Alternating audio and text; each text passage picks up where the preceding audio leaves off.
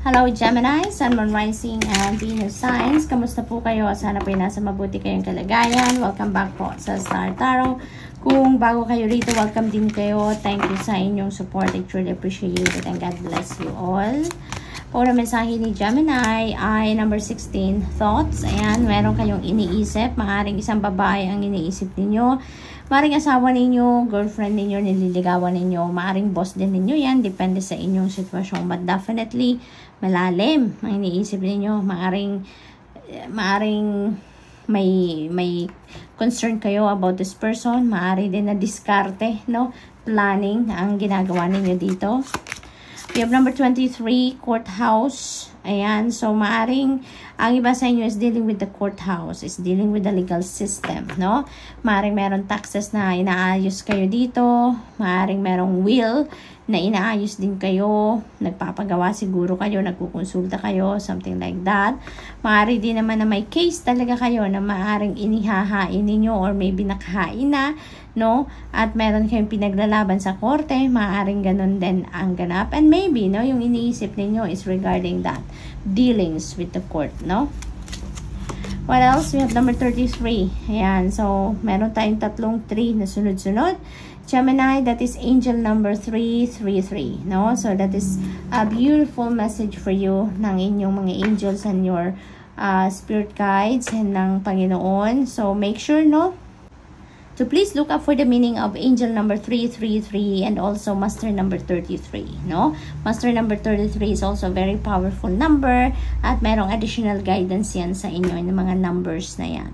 So, there is concern dito. Maaring yun ang iniisip ninyo. Yung concerns ninyo maybe dito sa kung ano man ang dealings ninyo with the court.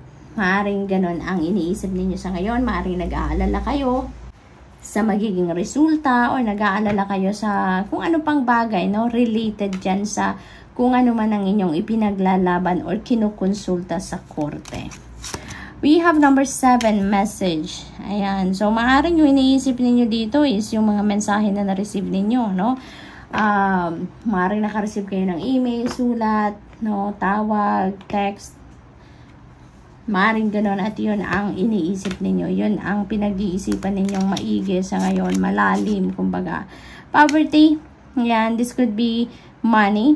Talaga, no? Maybe there is a scarcity pagdating sa pangkaperahan. Maaring may mga financial obligations kayo dito na hindi ninyo matugunan dahil kulang kayo sa pera or walang pera, no? Maaari din naman na yung maaring about money dito ang pinaglalaban ninyo dito sa korte. Maaring may kinasuhan kayo dito ng estafa, no? Maaari din naman na merong issue kayo sa ibang tao with pangkaperahan, no? Related sa kaperahan. So maaring ganon din ang sitwasyon dito for some of you. It could also be relationship, no? Maaring merong usapin din dito ng maaring ang iba sa inyo is considering to file a divorce, annulment, no, legal separation. Maaring ganun ang pinoproseso or binabalak or pinag-iisipang iproseso ng iba sa inyo dito, Gemini, no? What else? Number 19, coffin. Ayan, so this is a ending and new beginning energy, no? This is definitely done. Tapos na to. Kung ano man itong pangyayaring ito, tapos na to dahil nakasara na ang coffin. So, this is a new beginning, something. You're going to begin something dito. You're going to start something new dito, no? Kung ano man yan, maaring related yan sa pangkaperahan. Maaring mas magiging maayos na kayo sa paghahawak ng pera. Maaring mas natuto na kayo ngayon, no, na paigtingin ang inyong disiplina, financial discipline. Maaaring ganoon din ang sisimulan ninyong bagong sistema sa inyo, no? For others of you dito, Gemini, maybe since katabi na din si poverty, now maybe linked din ito sa relationship. So maybe there is a relationship dito that has ended na, no? Maaring meron nagtapos dito na relasyon, kaya siguro papunta na sa korte yung sitwasyon, and maybe there is filing of divorce, filing of legal separation or filing ng ano na to, ng annulment, no, whichever is applicable, no. But yun nga, sabi ko, this is not going to resonate with everyone, so just take as it resonates. Okay, so Gemini, that's all I have for you for today. I hope nakatulong ang mga mensaheng ito in some way. Thank you for watching. Love and light. Namaste. Hello Libra, Sun, Moon, Rising, and Venus signs. Kamusta po kayo? Sana po nasa mabuti kayong kalagayan. Welcome back po sa Star Tarot. Kung bago kayo rito, welcome din kayo. Thank you sa inyong support. I truly appreciate it and God bless you all. Tignan natin ang mga messages ninyo for today. Paunang mensahe ni Libra ay mature man. And so, si mature man, this could be anyone sa buhay ninyo, no? Libra, maaring si mature man is nakatira sa ibang bansa, no? You are definitely, siguro dito, malayo geographically sa taong ito. Yun din na aking nakikita dito. This could be your dad, this could be your grandpa, no? This could be your asawa, no? Maari din naman na jowa ninyo to, no? Maari din naman na nandiligaw sa inyo ito. Depende sa inyong sitwasyon, but definitely maaring may usapin dito regarding mature man, no? This week or this today, maaari din naman Libra na this person is going to play significant role sa buhay ninyo sa ngayon, no? We have number 34, occupation. Ayan. So, maaring katrabaho ninyo ito, si mature man, no? Libra, maaring katrabaho ninyo, maaring boss ninyo ito, maari din ganun, no? Depende sa inyong sitwasyon. We have, okay, so maybe katrabaho ninyo ito at meron kayong relationship. No, maaring ganun ang ganap dito for some of you. For others of you, you know, maaring meron kayong decision making na kinakaharap sa ngayon. That could be related to this mature man. Maaring si mature man ay karelasyon ninyo, maaring ganun. Maari din naman na there is an important decision making na kailangan ninyong gawin ngayon or pinag-uusapan ninyong dalawa ng person ninyo na linked sa inyong relationship. Maaring ganun. It could be marriage, no? It could be having a baby. It could be kung saan kayo titira, no? Kung mag-aasawa na kayo. So, maaring ganun ang sitwasyon dito. But definitely for others of you, meron ditong pagle-level up ng inyong relationship, no? Maaring from ligawan, magiging mag-engage na siguro kayo diretso or magiging magjowa na talaga kayo officially.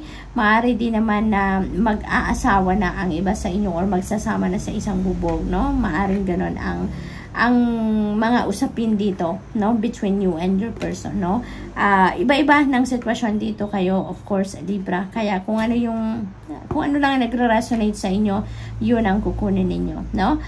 Definitely ang iba din sa inyo dito, if you are single, maybe this is the time that you are going to enter a new love and romantic relationship. So maaring gano'n ang ganap. At maaring yung manliligaw ninyo or yung kaligawan ninyo maybe is also from work, no. Maaring nakilala ninyo sa trabaho or maaring katrabaho talaga ninyo ito. Number 2, main female, this could be you, no, Libra, maaring kayo ito or maaring this is someone, no, sa katrabaho ninyo din siguro, or maaring someone that you're going to be dealing with around this time. Maari din na best friend ninyo ito, maaring ganun, or maybe ito yung person ninyo, no, si female. Privileged lady, napakaganda. This is a time for prosperity and abundance, no? Magandang usapin din ito, Libra, na magandang energy in terms of your finances and money and finances naman. Napakaganda din because ito yung panahon na, alam mo yun, yung parang siguro makaka-receive kayo dito ng malaking pera, no? From trabaho. Maaring bonus ninyo ito, no, maaring parating may extra bonus siguro, maari din na merong pay raise siguro kayo or maybe promotion, maari din ganon, that is going to give you, you know, financial success talaga. So maaring ganon ang ganap for some of you. And definitely ito, magiging masaya kayo dito, no, pagdating sa pangkaperahang usapin kasi may naririnig talaga akong promotion. So maybe ang iba talaga sa inyo mapopromote sa trabaho, no, kaya magkakaroon kayo ng mas malaking sweldo, mas malaki ang may uuwi ninyong pera, yung ganon, no. So definitely, you know, there is prosperity and abundance dito coming your way, Libra. Number 29, imprisonment. Ayan. So, maybe, you know, yung imprisonment na to is about sa inyong relasyon, no? Maybe, ang iba sa inyo dito, walang kalayaan, no? Walang kalayaan. Maaaring ang iba sa inyo is being controlled by your person, no? Kung sino man ang inyong karelasyon, maaaring ganun ang sitwasyon. But of course, hindi ito, yung mensaheng ito ay hindi para sa lahat, no? So, just take as it resonates po, Libra.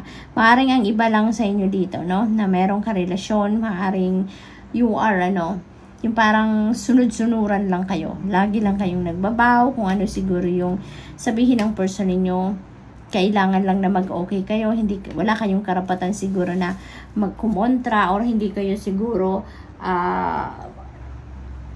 nagkakaroon ng pagkakataon na ma-i-express naman ninyo yung opinion ninyo, kung ano yung gusto ninyong sabihin. Maybe ganun ang inyong sitwasyon, maybe ang sitwasyon ninyo is, alam mo yun, sunod-sunuran lang kayo siguro, wala kayong freedom to express yourself, wala kayong freedom to, parang wala kayong say, kumbaga, sa inyong relasyon or sa lahat ng bagay, sa loob ng tahanan ninyo or sa loob ng inyong relationship itself. So, maaring may ganong ganap, ganon ang ganap.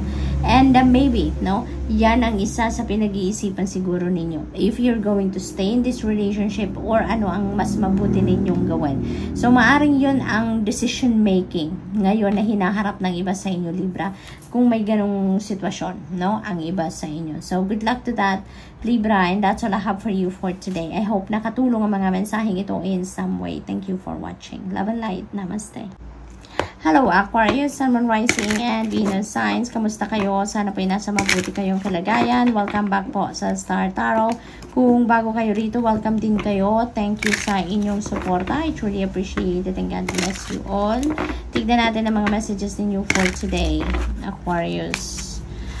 Pauna mensahe ninyo ay main female. Maaring kayo ito, Aquarius. Maari din naman na this is your person. Maari din naman na this is someone that you are going to be dealing with around this time. That could be anyone sa buhay ninyo. Maaring siya ay mag-o-offer ng racket sa inyo, Unexpected income is coming your way. So, maaring merong extra offer dito ng mapagkakakitaan ninyo. Racket nga ito talaga siguro, So, that's really beautiful. Maybe yung opportunity na to will be coming from this female person, So, maaring ganon ang ganap.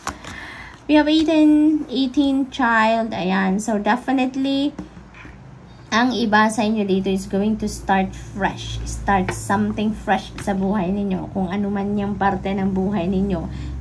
Maaring bagong bagong commitment ninyo with your person. Bagong level ng commitment ninyo with your person. Maari din naman na magpapasok na sa pagpapamilya ang iba sa inyo dito. This is definitely new beginning energy. Kaya, maaring magwa-welcome na kayo ng bagong baby, Maaring magwa-welcome na kayo ng bagong miyembro ng pamilya. Maaring ganon ang ganap.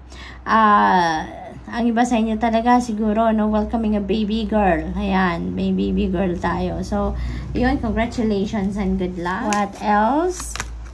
Number 4, courtship. Ayan, so maaring si female, nililigawan ninyo, Aquarius? Or maaring karelasyon nyo na siya, Maaring ganun. Maaring siya yung maaring dinidate mo na to, si female. Maaring din ganun ang ganap. What else? We have number 1, main male. Ayan, main male. So, maaring talaga, Maaring meron ditong nagliligawan, Maaring merong nagliligawan dito. And you're very, very connected with each other. Yun ang akin napipick up dito for some of you, Aquarius. Maaring lagi kayong nag-uusap, lagi kayong in contact talaga sa isa't isa. Maaring lagi kayong updated sa isa't isa. Yung ganun ba, Yun ang akin napipick up dito for some of you. Maari din naman na si main male is you, Aquarius. I'm also picking up dito, Aquarius, na maaring yung being present si female at saka si male, maaring these energies are asking you for balance, Aquarius. Maaring may mga imbalances kayo dito sa sa buhay ninyo, no? Maaring may mga bagay na hindi kayo napapagtuunan ng pansin, and this is calling you to balance out your life, no? Find balance, no? Sa buhay ninyo, nang sa gayon mabigyan ninyo ng oras ang lahat, no? Always remember that yung bawat parte ng buhay ninyo may kanya-kanyang oras dapat, no? Meron kayong ina-allocate na oras para sa kung ano man yan, parte ng buhay ninyo, no? Aquarius, maaring gano'n ang panawagan dito ni male at saka ni female. We have privileged lady, napakaganda. This is very good energy pagdating naman sa inyong money and finances, no? This is an opportunity siguro na parating sa inyo dito para ma-experience niyo ang prosperity and abundance and financial success. Maari talaga, no, na yung new beginning energy na to is pangkaperahan ninyong aspeto, no? Maaring ngayon magkakaroon kayo ng financial success, makakakuha kayo dito ng opportunity na ma-experience ninyong prosperity and abundance dito, at maaring yun ang pagbabagong mangyayari, no, sa buhay ninyo, no, pangkaperahang aspeto. So maaring dito mabago na, magsimula ng magbago for the better siguro ang inyong financial landscape, Aquarius, no? So, good luck, and that's all I have for you for today. I hope nakatulong ang mga mensaheng ito in some way. Thank you for watching. Love and light. Namaste.